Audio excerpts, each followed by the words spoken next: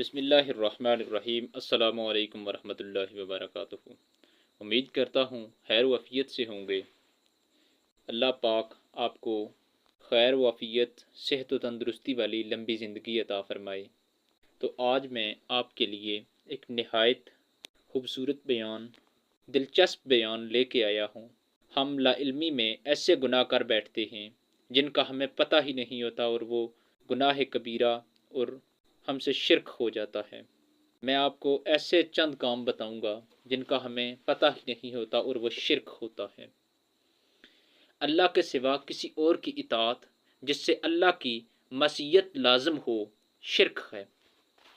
مخلوق میں سے کسی کی اطاعت نہیں ہوگی کہ اس معاملے میں جس میں خالق کی معصیت شامل ہو۔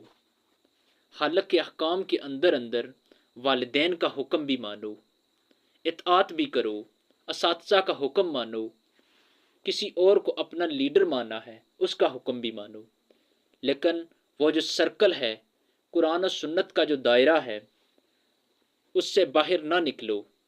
اس کو آپ میتھ کے فارمولے کے طور پر اپنے سامنے رکھیں، اب اسے اپلائی کریں، جس سے بڑے بڑے مشکل سوالات حل کیے جاتے ہیں۔ صبح کا وقت ہے، آنکھ بھی کھلی ہے، اذان کی آواز بھی کانوں میں آئی ہے۔ آپ کا نفس کہتا ہے ابھی سوئے رہو، اپنی کمبل یا چادر دوبارہ سیدھی کی، پھر سو گئے۔ یہ کیا ہے؟ آپ نے کس کا حکم پیچھے چھوڑا اور کس کا مانا؟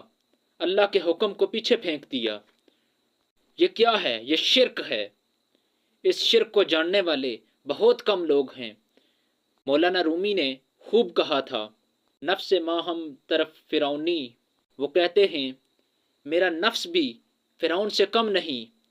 فرعون نے کہا تھا، کیا اس ملک مصر کی حکومت میری نہیں ہے؟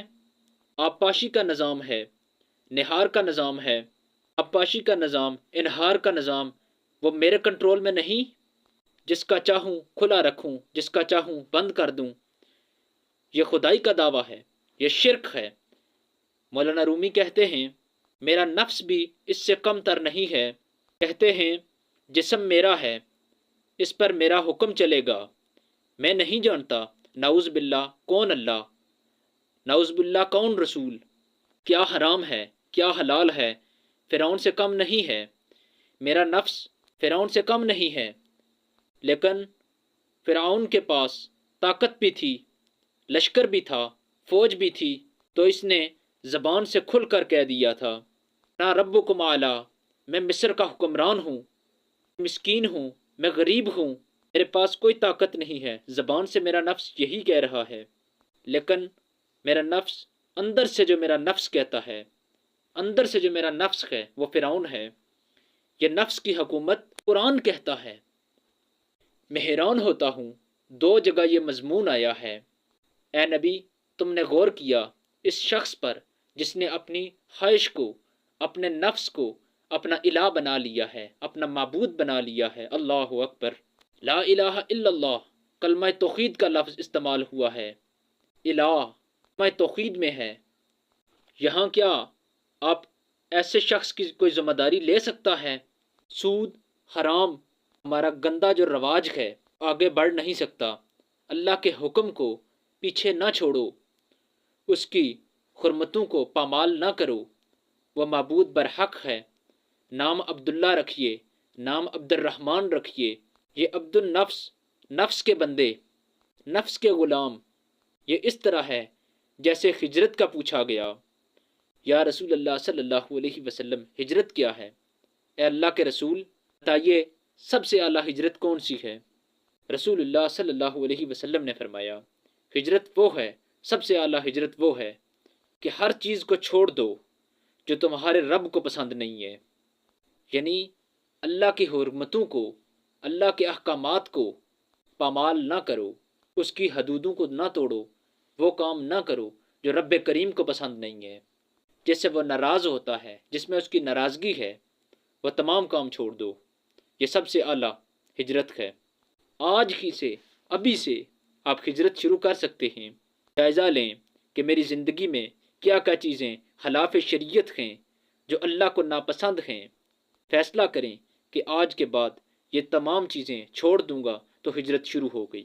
یہ ہے ہجرت، افضل الہجرہ، سب سے افضل ہجرت شروع ہو گئی۔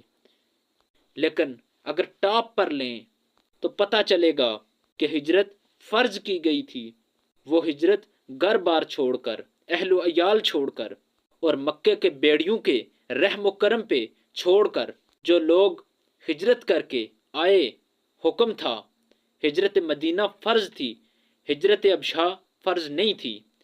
ہجرت مدینہ فرض تھی لیکن ہجرت حبشہ فرض نہیں تھی، صرف اجازت تھی۔ جن سے سختیاں برداشت نہیں کی جا سکتی، جو سختیاں برداشت نہیں کر سکتے، وہ ہجرت کر سکتے ہیں، وہ چلے جائیں۔ ہجرت کا ابتدا سے اور انتہا سے نقطہ یہی ہے، جہاد۔ جہاد اپنے نفس کے خلاف جہاد کرنا۔ صبح سویرے نفس نے کہا سو جا، آرام سے سو گیا۔ جہاد یہ ہے کہ اٹھ کے وضو کیا، مسجد کی طرف چلے، باجماعت نماز ادا کی، قرآن پڑھا، اللہ کے حکموں کو مانا، یہ جہاد ہے۔ جہاد یہ نہیں ہے کہ سو گئے، اللہ کے حکموں کو نہ مانا، اس کی نافرمانی کی، من مرضی کی، یہ جہاد نہیں ہے۔ اور سب سے اوپر یہ ہے کہ جب بھی حق و باطل کی جنگ ہو تو جان ہتھیلی پہ رکھ کے میدان میں حاضر ہو جائے، یہ ہے جہاد۔ جہاد یہ ہے۔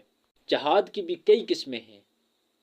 جہاد بالقلب، دل سے جہاد، یعنی آپ کے دل میں موجود ہونا چاہیے کہ میں جہاد کروں گا، مجھے جہاد کا ثواب ملے گا۔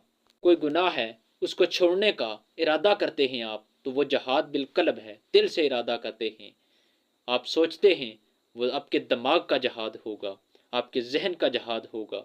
اگر آپ جسمانی طور پر، فزیکلی طور پر کرتے ہیں تو وہ آپ کا فزیکلی جہاد ہوگا۔ اور جو اگر آپ کا نفس کہتا ہے، جہاد بن نفس ہوگا، اپنے نفس پر کنٹرول کرتے ہیں، اپنے نفس کو اپنے کنٹرول میں رکھیں اور اللہ کے سوا کسی اور کی اطاعت نہ کریں۔ اطاعت صرف اللہ کی ہے، اس کے رسول کی اطاعت ہے۔ میں نے پہلے بھی بتایا کہ اللہ کے سوا کسی اور کی اطاعت جس سے اللہ کی معصیت لازم ہو، شرک ہے۔ اور ان الشرک للظلم عظیم، بے شک شرک ظلم عظیم ہے، بہت بڑا ظلم ہے۔ شرک گناہ کی معافی نہیں ملے گی۔ لہٰذا ہمیں چاہیے کہ اللہ کے حکموں کو مانیں، اللہ کے رسول کے حکموں کو مانیں، ان کے بتائے ہوئے رستوں پہ چلیں۔ جو رستہ رسول اللہ صلی اللہ علیہ وسلم نے اپنایا، اس رستے کو اپنانے میں اپنی جان دینے سے بھی گریز نہ کریں، اور ان چھوٹے بڑے گناہوں سے بچیں۔ اپنے نفس کی نہ سنیں، اپنے دل کی سنیں، اپنے اللہ پہ یقین رکھیں، وہ دینے والا ہے، صرف وہ ہی دے سکتا ہے، اس کے سوا کوئی نہیں دے سکتا۔ وہ ہی رب کریم ہے، وہ خالق بھی ہے، مالک بھی ہے، رازق بھی ہے، وہ صفات والا ہے۔ تکبر نہ کریں، تکبر صرف رب کریم کے صفت میں آتا ہے، کیونکہ صرف رب کریم ہی تکبر کر سکتا ہے۔ امید کرتا ہوں کہ آج کو میں نے آپ کو جو کچھ بتایا وہ آپ کو پسند آیا ہوگا۔ اللہ تعالیٰ آپ کو اور مجھے اپنی حفظ و امان میں